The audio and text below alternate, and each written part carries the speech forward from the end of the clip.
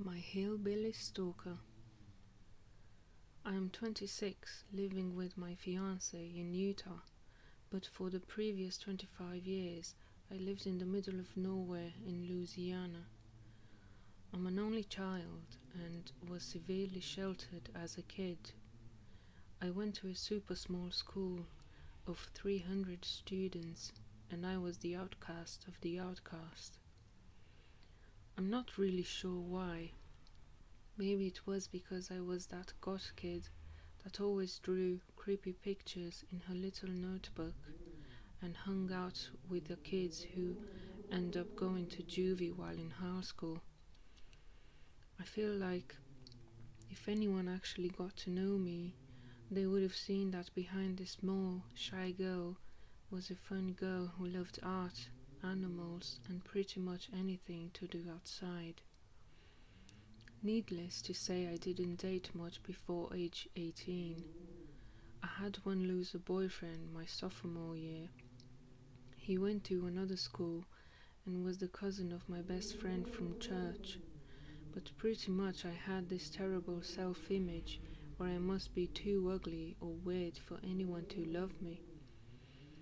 During my senior year of high school, I had my own car, so I would go see the few friends I did have, the main one being my best friend from church. She had an older brother, I'll call him Ben, who I knew had a crush on me for several years.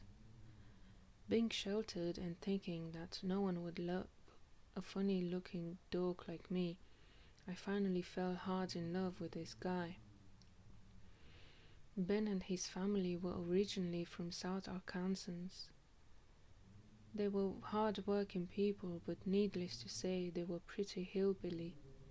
Not saying that's necessarily a bad thing. My own family was glorified rednecks themselves. But Ben's plan for me was to get married to him, move into a trailer house behind his parents' house, and be a stay-at-home mom. That is not at all what I wanted. But at the time, I wasn't really sure what I wanted. I had a small scholarship to a good university, so I knew I had it in me to pursue a career, but as far as finding a husband, I thought Ben was the best I would ever do. He seemed to love me, take care of me, and I even lost my virginity to him. Now that I've painted this lovely picture, I'll get on to the stalking. After about a year of college, I finally became pretty. I started doing my makeup better, actually doing something with my hair, and my body finally started looking like a woman instead of a 80-year-old boy. I wasn't the only one who noticed. Boys were actually taking interest in me for the first time, and I ate it up. Of course, I wasn't going to cheat on Ben, but after a while he began to change. He didn't like me talking to other boys, didn't like not knowing where I was at all hours of the day and night. I couldn't hang out with my new friends without him, and he just became super overbearing. Finally, I had had enough, and I broke up with him one night via phone call. The whole conversations was me saying it's over, and him apologizing and crying about how much he loved me and didn't want me to leave him. Finally, I just hung up on him and went to bed. He tried to call me back all night, but I didn't answer. The next day I went to school like normal, but as a free woman. I was in psychology class talking to my guy friend and told him about the breakup. Then I started getting texts from Ben. I'm coming to you. I just want to talk in person about this. I should note that he had wrecked his truck a few weeks earlier, so I knew there was no way for him to drive the 30-40 minutes to my school. Also, he had never ever been to this university, so there's no way on earth he would even know where I was. My own mother wouldn't even be able to find me. I just shrugged off Ben's text and turned off my phone for class. After class I turned my phone back on and it started blowing up with texts, all from Ben. I'm on my way. I'm here, where are you? I found the building. What classroom are you in? I'm waiting outside your classroom. Come out here and talk to me. Class is over. I see all the students leaving. Where are you? Where are you? I'm waiting. I know you're here. Come out and talk to me. Class was over and all the other students were leaving, but I couldn't move. I was just standing there staring at my phone with my guy friend as these texts popped up one by one. My friend asked me if I wanted him to walk out with me. I said yes, but I knew there wasn't anything he could do. Ben was over 6 foot and about 80% muscle, and my friend was about 5'4" and a little on the chubby side. But we walked out together, and sure enough, there was Ben, just standing there in the hall in front of the door. My friend asked if I wanted him to stay, but I said no, because I thought I could handle Ben on my own. I won't lie, I was a little freaked out. I knew he would never hurt me, especially on a college campus surrounded by people. Ben and I went to get lunch and talk. I asked him how on earth he found me, and this was his story. He said that he hitchhiked to my school. When he got to campus, he stopped a student and asked if they knew me. The student said yes, and that she's probably in psychology class, and he pointed out the building. He went in and asked the secretary if she could pull up my schedule and tell him when I would be getting out of class. She did and told him what classroom I was in, and that class would be getting out shortly. I didn't believe a single bit of that story. My university wasn't the biggest, but still big enough that you didn't know everyone. I was an art major. There's no way the secretary of psychology building would have access to my schedule or any student's schedule for that matter. To this day I still don't know how he found me. My mom thinks he bugged my phone. I didn't know he was smart enough to do such a thing. When I got home, I told my mom what happened. She freaked out and took me to get a new phone number the next day. It wasn't hard for him to get my new number though. Like I said, I, a dumb girl who thought I couldn't do better, I ended up taking him back for a few more months. But I finally came to my senses and dumped him for good. After that, my parents started noticing an old pickup truck that would drive by our house real slow, turn around in the neighbor's drive, then drive real slow back by our house. Later I found out that he moved to Arkansas with his parents, and I didn't hear from him for several years. Sometime in 2017 I got word that he had moved back to Louisiana, and he started trying to add me on all of my social media accounts. I told his sister that I didn't want to see or hear from him, and would she please tell him to stop messaging me. She told me that the reason he was hitting me up was because since he was back, he was just trying to get in touch with people he knew, and that I was overreacting. Maybe I was overreacting, but still, I did feel a little safer since I had moved out of my parents' house, but I know he still knows where the house is. I'm sure my dad would run him off though, like a good southern dad. Thankfully, this experience helped me to realize that I am worth someone better. I live in Utah now with my wonderful fiancé, whom only wants the best for me. My drug addict stalker.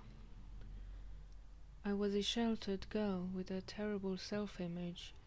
I dated a guy who ended up stalking me after I tried to break up with him. After that, I started realizing that I deserved better.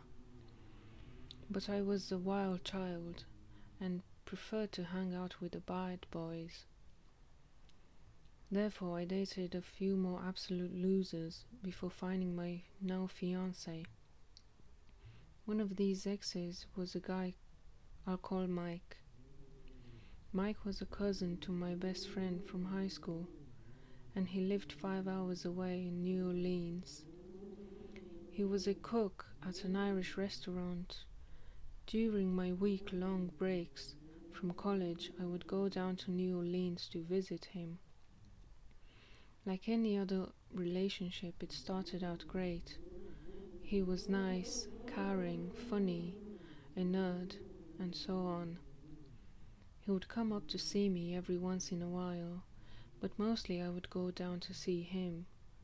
Long-distance relationships aren't easy, and I understand that it's easy to cheat and the other person doesn't have a clue. I, however, never cheated on Mike, but for some reason he began to get it in his head that I did. Towards the end of our relationship, I could predict every day like clockwork. I would wake up to a text from Mike saying good morning. I would go to school and then work. All during the day, Mike would be as nice as can be. Of course, I did have to tell him where I was and what I was doing throughout the day. At first, I was thinking he would ask these questions because he didn't want to disturb me while I was in class or at work. But then he would text me during class saying, "Are you really in class or are you with someone?" I would assure him I was in fact in class or work, and he would go back to being his funny, happy self. But at the end of the day, when he would get off work, his personality would do a 180 degrees turn. I started to regret nighttime because I knew what was coming. He would take the streetcar home after work every day. He wouldn't get home till about 2 a.m., and when he did, he would unload with questions about my day. "What did you do today? Are you sure that's all you did? 'Cause it's the same thing you did yesterday. Are you sure you're not cheating on me? I think you're lying. Tell me who you were with today. Who is he? I have some buddies who go to your school, and I'll just have to get them to keep an eye on you." After several hours of me trying to convince him that I'm not cheating on him, he would do another 180. "I'm sorry, baby, I believe you. It's just all the stress I'm under at work. And with you so far away, I can't help but think that you might be with someone else. I'm sorry, baby, please forgive me. I just want to talk before bed." By this time it's about 3 or 4 a.m. and I have to wake up at 6:30 to get to my 8 a.m. class. Needless to say, that got old real quickly. I started telling him that I'm not fighting anymore at bedtime and that I need my sleep. This made him even more suspicious, of course. One day when my class was over, I was talking with one of my male classmates about an upcoming project. We walked to the parking lot together and was just talking at his car. It started raining, so we sat in his car to continue our conversation. Absolutely nothing happened. We just talked about an art project. Then suddenly I got a call from Mike. I answered and he asked me what the hell I was doing in the car with that guy. Now remember, he's 5 hours away I asked him how the heck he knows that, and he said, "Turn around and look out the back. Do you see that guy on the hill? That's my friend. He gets out of class the same time you do and watches you to make sure you go to your car." I asked Mike to describe the car, since I didn't believe him at first. He described the car to a T all the way to the stickers on the bumper. I looked, and sure enough there was a guy standing on the hill, looking at the car with a cell phone. I tried to assure Mike that this is just a friend to whom I had no interest in whatsoever. He wouldn't stop until I left and got in my car and drove away. He then told me to never do that again, and if I did, he would know. I freaked out on him. I had sort of learned from my other stalking experiences and told Mike that he had better stop stalking me or I would break up with him. He sensed that I was serious and said he would stop. He said he was doing it for my protection since he couldn't be here to protect me himself. Things got a little better after that, but in no time they were right back to the same old, same old. I broke up with Mike after only 6 months of dating. One night after we broke up, I was hanging out with my best friend, Mike's cousin. She started apologizing about his behavior. Apparently he was on drugs for years and in and out of jail, and I had no idea. When I was in New Orleans visiting, he would be the best, no fighting or anything. I guess he was clean while I was there and druggy when I wasn't. I still don't know. My friend then tells me that no one in her family really liked him, and the only reason she allowed me to date him was because she thought I might be able to change him for the better. Obviously I couldn't. After Mike, I fell into a series of other losers, but no more stalkers. To this day, I'm very independent, and I can't stand my actions being questioned, especially when I'm not doing anything wrong. Ladies and gentlemen, this is not normal behavior, and if you're in a relationship like this, just get out. It will only make you miserable and crazy. That's not love, it's possession. Stalker on a hike. This happened 3 months ago. I was out hiking with my friend. I'm not going to disclaim her real name for privacy, so let's call her Ali. Me and Ali set off on our travels at 6 a.m. We traveled by public transport. We got the bus to our destination. The bus stop was empty for the first 10 minutes or so, then a man joined. He was looking at the same timetable as us, so we knew he was getting the same bus as us. He sat on the bench opposite from us and started reading a book. I felt strange, as in I knew something was up. I glanced up at the man, and he would catch my glare and just stare. It wasn't a normal stare, it was a sinister stare. I pulled out my phone and texted Ali to check it out. I didn't want to speak out loud, so he knew I was talking about him. As soon as Ali's phone pinged, the man looks at us and turns to Ali and asks who that is texting. He said it in a way as if to say I already know. She nervously replies back, "Oh, it's my dad asking if I got there all right." He squinted his eyes, then continued reading. He started mumbling things to himself in different language. I think it was Polish, but I'm not 100% sure. The bus was due in 5 minutes. By this time, me and Ali got our stuff together ready to get on. We stand up and step towards the road where the bus pulls up. The man also stands up and stands literally a foot away from me. I can feel his breath on my neck. I felt so uncomfortable. I see the bus coming along. We boarded the bus and sat at the back, and the man sat at the very front of the seat facing backwards. He put his book away and stared at me. He stared at me even when I saw him. His glance didn't leave me.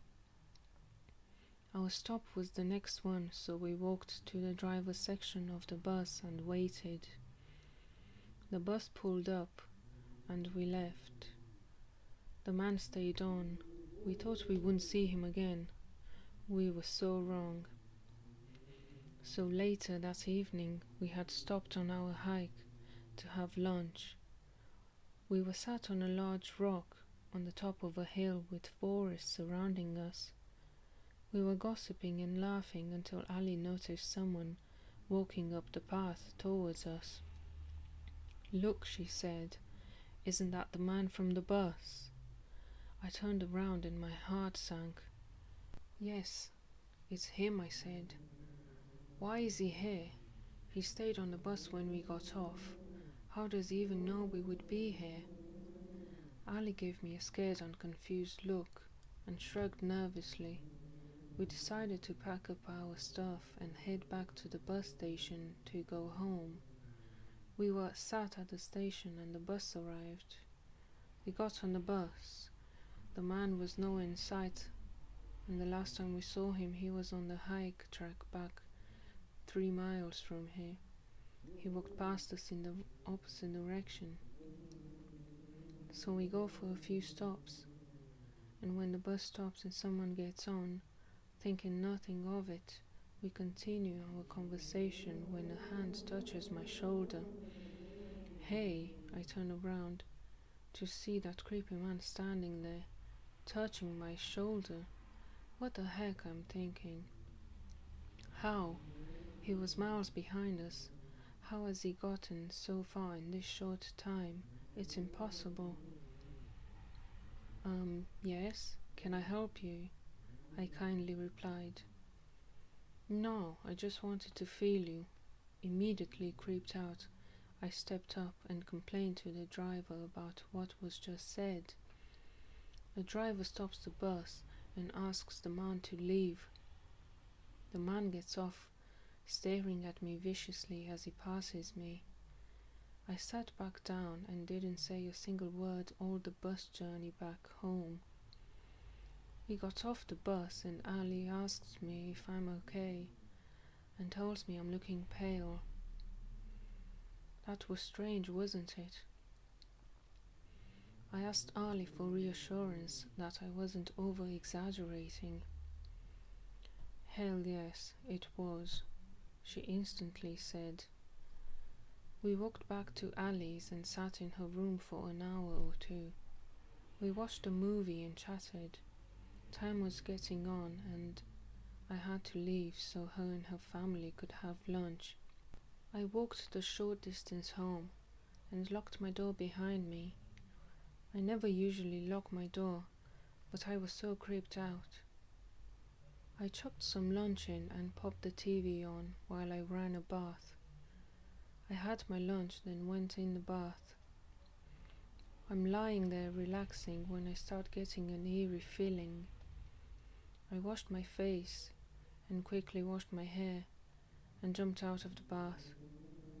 I went to my bedroom to put my pajamas on, then went and turned the TV off downstairs and made sure all my windows and doors were locked. I'm lying in bed and I keep thinking I can hear someone outside my home, but brush it off as a stray dog or other animal. I eventually fall asleep and wake up suddenly during the night. I checked my alarm and it was 3:20 a.m. I don't usually wake up during the night, so I found this a little odd. I sat up and turned my lamp on, and then I heard loud footsteps pacing around my house. I got out of bed and checked out my bedroom window and couldn't see anything, so I went downstairs. Keeping the downstairs lights off and peeked through the blinds to the front of the house, I saw a person standing there, staring at my bedroom window. I couldn't make out the face, and I continued watching as the person paced up and down my driveway. Who could this be? I thought to myself. I had many thoughts like, is this person drunk? Is this an escapee from the asylum up the road? I continued watching for a good 15 minutes until they turned around to walk out, stopped at my gate, and it's like they turned and looked straight at me. The street light was shining on the face, and I recognized the person. It was the man from the bus. What the heck, I thought to myself. How does he know where I live? The man left my driveway and walked off. I went back to bed and texted Ali the news in the morning. We planned to meet for lunch that day. Lunchtime comes around and we meet at a cafe on the main street. As we were chatting, I noticed the man from the bus on the opposite side of the road, walking backwards and forwards down the road, slowing down and staring directly at me as he passes us. I turn to Amy and say, "What the heck, he's there again." He seemed to be everywhere I was that day. I got my nails done. He was there, pacing around. I went grocery shopping. He was there. I started feeling very uncomfortable by this point and went to my local police to report him. I was told there was nothing they can do, as he hadn't harmed me in any way, but they did log it down. I left feeling pretty bad as the police turned me away. The next few days got worse and worse. I would see him everywhere I was. I would get woken in the middle of the night to him beating on my door, yelling to let him in, that he loves me, and that we meant for each other. My neighbors must have phoned the police one night, as I had seen blue lights and heard the man yelling, "I live here, she's my love," as the police arrest him for disturbance. I went down and spoke to an officer and told him I had reported the man already, and that I hoped they could do something now. But all they did was warn the man to stay away. There wasn't much they could do. It was quiet for a week or two. Then I started getting calls off an unknown number. I answered the first few times, as I didn't know who it was, and all I heard was deep, heavy breathing down the phone. I hung up and eventually stopped answering. The calls became constant. I had 54 missed calls within 20 minutes. I went to the police station to report this, and I said I think it's the man who's been stalking me. They had to log it as a different case, as we couldn't prove it was him with the calls being from an unknown number. I didn't know how he got my number, or why he had such an obsession with me, but I hated it. The calls became worse, where it would be 70 to 90 missed calls in 20 minutes. There would be days where my phone would not stop ringing, and I would have to turn it off. I eventually changed my number and got no more calls. It's been 8 weeks now and I haven't seen the man, but I have heard strange noises from outside late at night. Nothing has happened so far.